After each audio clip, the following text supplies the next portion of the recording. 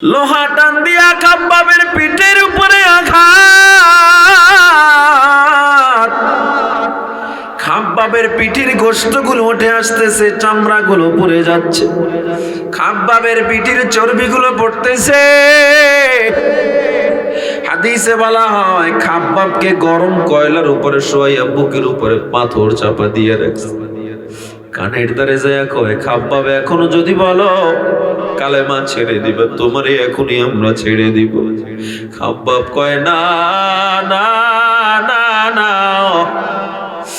এই কালেমার মজা আমার অন্তরে এমন ঢুকা ঢুকেছে, তুমি আমারে যত মারো আর যা করো, আমি কালেমা থেকে পিছপা হতে পারবো না।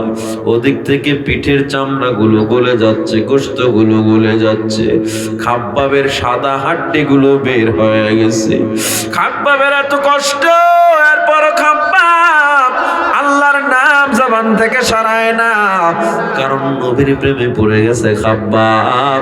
এই খাব্বাব যখন হযরত আবু বকর খাব্বাবকে যখন মুক্ত করলো, একদিন দেখে বেঈমানরা খাব্বাবরে মারতেছে, অনেক মারতেছে।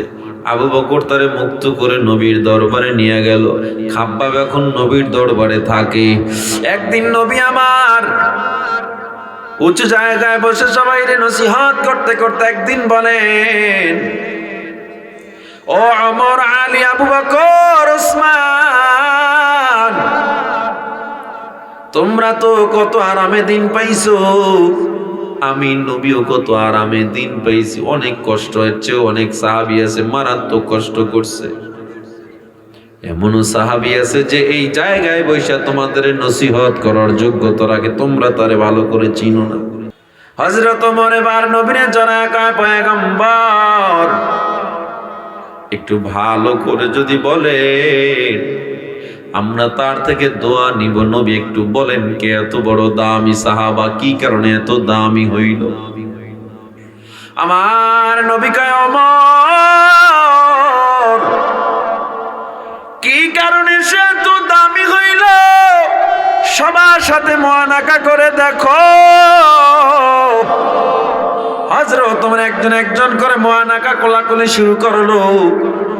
কোলাকুলি করতে করতে খাব্বাবরে যখন ধরলো, হযরত ওমরের হাতটা যখন খাব্বাবের পিঠে পড়ে গেল, হযরত ওমর দেখে খাব্বাবের পিঠে গোশত নাই, হাড্ডিগুলো বাজতেছে। হযরত ওমর জুব্বাটা উঠায় দেখে সাদা হাড্ডিগুলো দেখা যায়। হযরত ওমর কয়, ভাইরে খাব্বাব, তোর গোশত কই, চামড়া কই, তোর কেন পিঠের সাদা হাড্ডিগুলো দেখা যায় রে ভাই? খাব্বাব কোনো কথা বলে না, চোখ বেয়ে বেয়ে পানি পড়ে।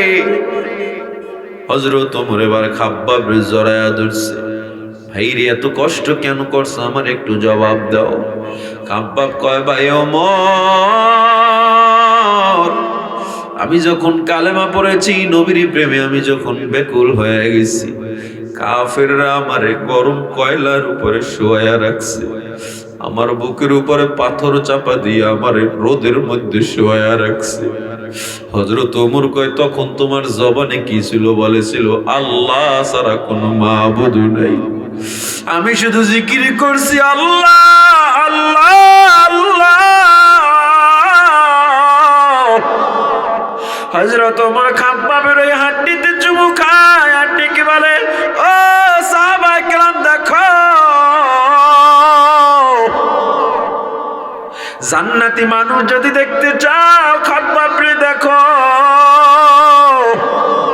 আমি ওমর তো পাহলওয়ানের মতো দিনের দাওয়াত দিয়েছি, আমি ময়দানে নেমেছি, কষ্ট হয় না। আর খাব্বাবের দিকে তাকায় দেখো, দিনের জন্য পিঠের চামড়া গোশতগুলো পর্যন্ত নাই।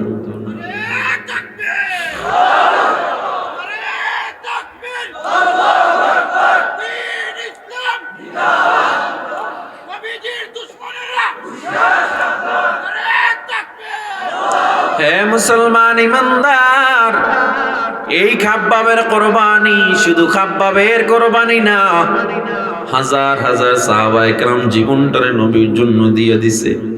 কারণ নবীর আদর্শ এত মজা, বেঈমানরা পর্যন্ত নবীর আদর্শ লিখতে লিখতে লিখতে লিখতে হয়রান।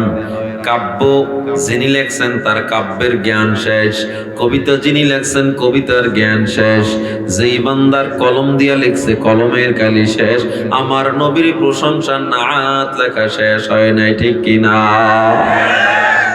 আমার নবী একজন বাবা হিসাবে শ্রেষ্ঠ, দাদা হিসাবে শ্রেষ্ঠ, আমার নবী একজন নানা হিসাবে শ্রেষ্ঠ, আমার নবী একজন কমান্ডার হিসাবে শ্রেষ্ঠ, আমার নবী একজন সেনাপতি হিসাবে শ্রেষ্ঠ, আমার নবী একজন রাষ্ট্রনেতা হিসাবে শ্রেষ্ঠ, আমার নবী একজন বাবা হিসাবে, স্বামী হিসাবে শ্রেষ্ঠ, ঠিক কিনা? জোরে কর।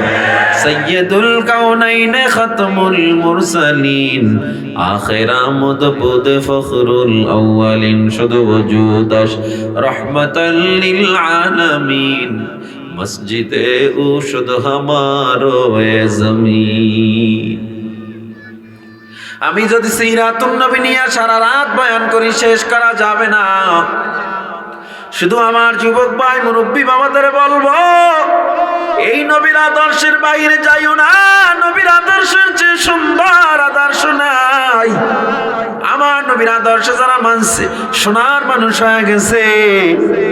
এই জন্য আমি সব জায়গায় বলি, প্রায় সময় বলি, এই বাংলায় যত দলের মানুষ থাক না কেন, যত মাসলাকের মানুষ থাক না কেন, কলিজায় আমার নবীর জন্য, আল্লাহর জন্য একটা আলাদা জায়গা আছে না নাই? জোরে বলেন। এই জন্য আজ পর্যন্ত এই বাংলায় যত নাস্তিকরা কথা বলেছে, ইসলাম নিয়ে ষড়যন্ত্র করেছে, নবীর বিরুদ্ধে কথা বলছে, বাংলায় থাকতে পারে না, পালায়া যেতে বাধ্য হয়েছে, ঠিক কিনা? নতুন করে যদি কেউ আমার নবীর আদর্শের উপরে কালেমা লেপন করতে চায়, আমার নবীকে নাস্তিকরা যদি গালি দিতে চায়, আমরা আজকের এই মৌলভীবাজার থেকে জানায়া দিতে চাই, রাজনগর থেকে জানায়া দিতে চাই, এই বাংলায় হিন্দুরা থাকবে কোনো সমস্যা না, বৌদ্ধরা থাকবে কোনো সমস্যা না। কারণ বিধর্মীদেরকে মুসলমান আঘাত দেওয়া শিখে নাই, তারা থাকবে, সব দলের লোক থাকবে, তবে কোন নাস্তিক, কোন মুরতাদ, ইসলামের দুশমন, নবীর দুশমন বাংলায় থাকতে পারবে না।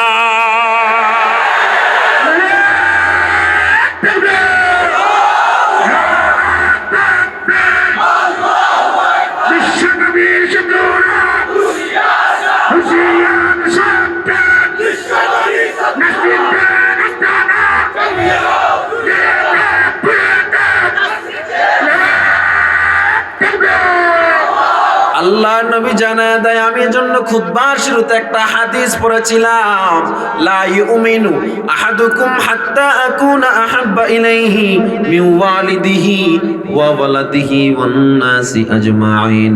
তুমি মুমিন হতে পারবে না যতক্ষণ না পর্যন্ত তোমার মা, তোমার বাবা, তোমার সব মানুষের চেয়ে আমি নবীরে বেশি ভালো না বাসবা, ততক্ষণ তুমি মুমিন হতে পারবা না। আমার একটু জবাব দেন ও রাজনগরের ট্যাংরা বাজারের মুসলমান, আমার একটু জবাব দেন, আমার নবীর দাম বেশি নাকি মা বাবার দাম বেশি? আরো আসতে, শুধু বেশি নাকি অনেক বেশি? হাজার কোটি গুণ বেশি আমার মা বাবার চেয়ে আমার নবীর দাম বেশি। আমার নবীর দাম হাজার কোটি গুণ দলের চেয়ে বেশি। আজকে মারে গালি দিলে তোমার মনটা খারাপ, বাবারে গালি দিলে তোমার গায়ে লেগে যায়, তোমার মায়ের যদি কেউ গালি দেয় ভালো লাগে নাকি? কেন খারাপ লাগে? কারণ আমার মা আমার প্রাণ, আমার মাকে আমি ভালোবাসি, আমার বাবারে আমি ভালোবাসি, এই জন্য গালি দিলে সহ্য করতে পারো না। ও মুসলমান, নবী বলছে মা বাবার চেয়ে কোটি গুণ বেশি আমারে মহব্বত করতে হবে। আর আমার নবীরে গালি দিলে যদি তোমার গায়ে না লাগে, মনে করবা এখনো পরিপূর্ণ মুমিন হতে পারো না। বিশ্ব নবীর অপমানে যদি না কাঁদে তোমার মন, মুসলিম নয় মুনাফিক, তুমি নবীজির দুশমন। নবীর জন্য জীবন দেবে কে আছো নওজোয়ান, জওয়ান, তাকবীর ছেড়ে সিংহ শাবক হও তুমি আগুয়ান। তোমার বুকে ইমানের বল, জবানে আল কোরআন, হয়ে কাপে কাপুরুষ সব আর নরাধম শয়তান। জীবনের চেয়ে বুকে আছে বেশি নবীজির সম্মান, কেমনে তুমি থাকবে বসে হলে তার অপমান। তুমি সাচ্চা মুসলমান, ইমান তোমার ধান, সাচ্চা মুসলমান, ইমান তোমার ধান। নবীর প্রেমে জাগ্রত তুমি নির্ভীক পালোয়ান। তুমি সাচ্চা মুসলমান, ইমান তোমার ধান, নবীর জন্য জীবন দিবে কে আছো নওজোয়ান।